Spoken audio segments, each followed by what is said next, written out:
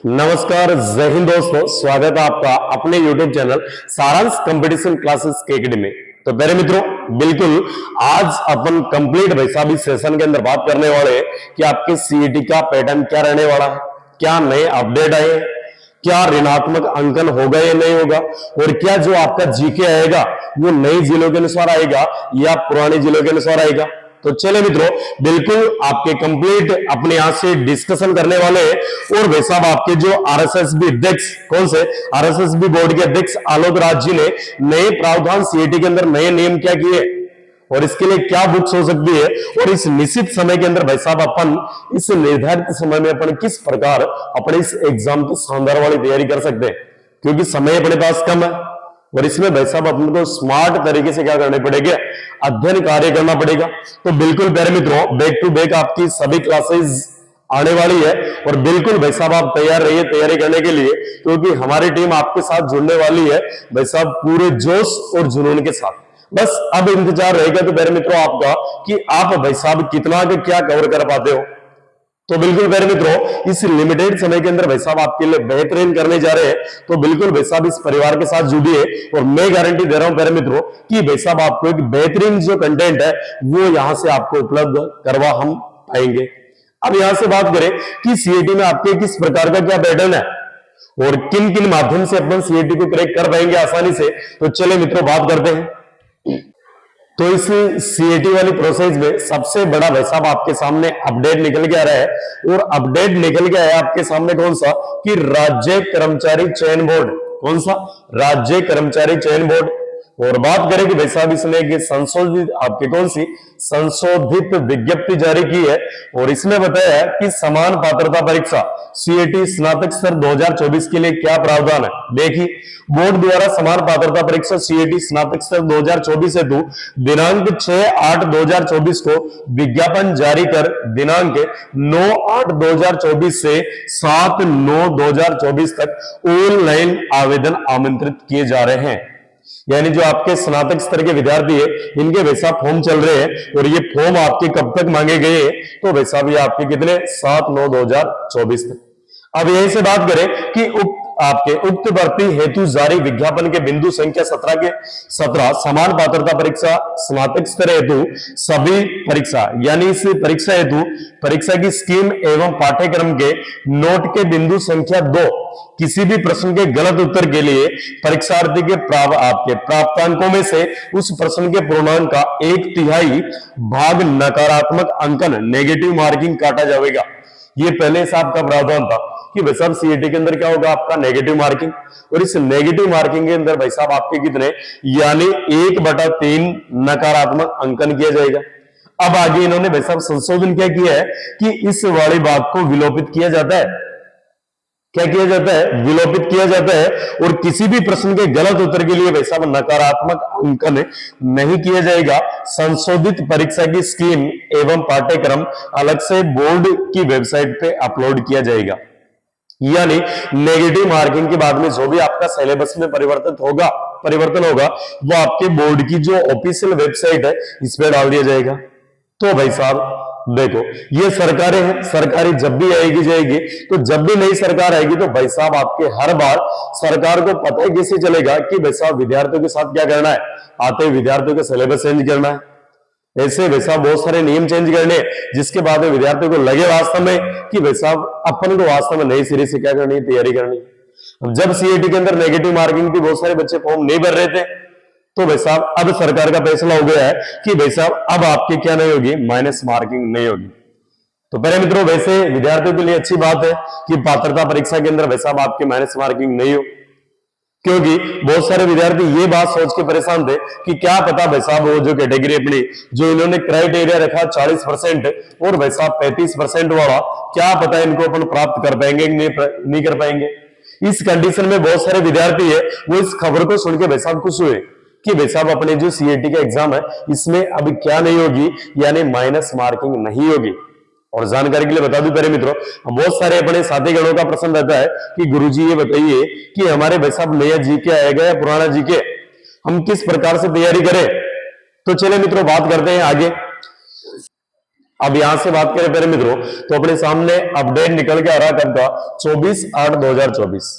और ये अपडेट क्या रहा है कि चयन बोर्ड सीईटी में नेगेटिव मार्किंग नहीं करेगा। जो चयन बोर्ड है इसके द्वारा अब सीईटी के अंदर क्या नहीं होगी, नेगेटिव मार्किंग नहीं होगी, क्योंकि इनका मानना है कि भाई साहब ये जो अपने पात्रता परीक्षा है, और पात्रता परीक्षा में यदि अपन माइनस मार्किंग रखते हैं तो विद्यार्थी कहीं ना कहीं डिमोटिवेट होंगे,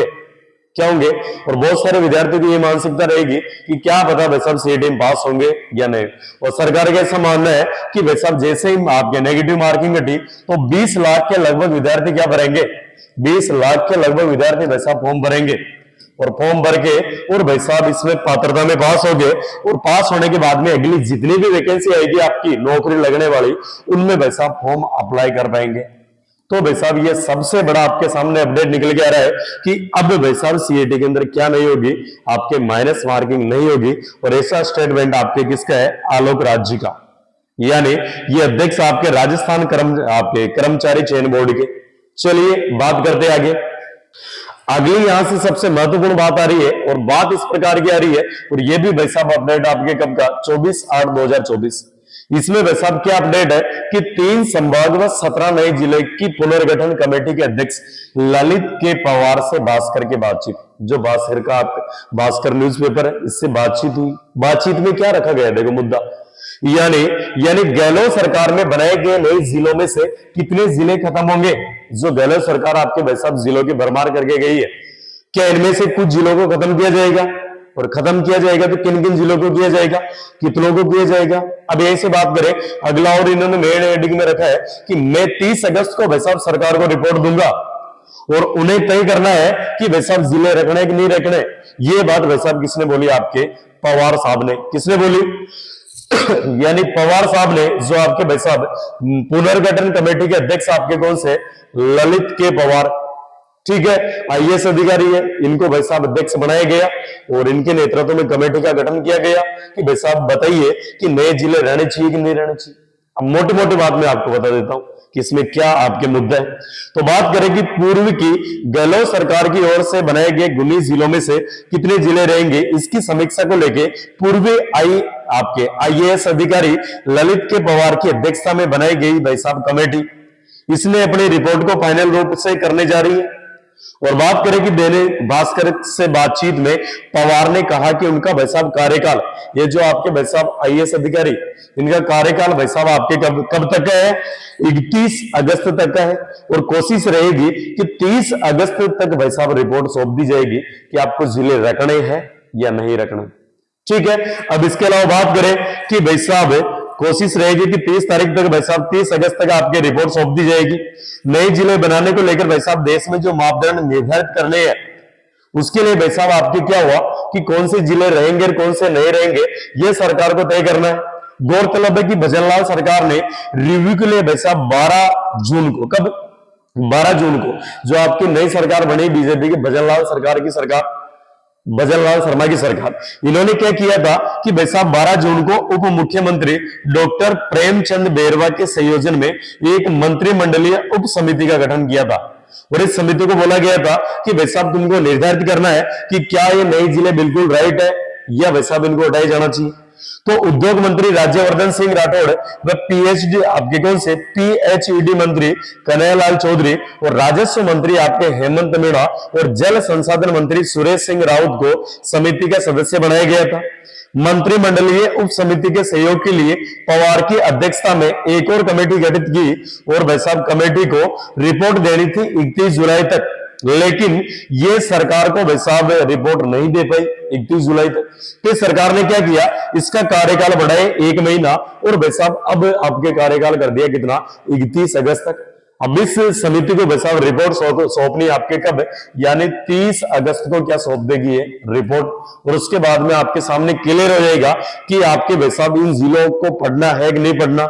इनको हटाएंगे या रखेंगे। चलिए बात करते हैं, और बात करें कि भाई साहब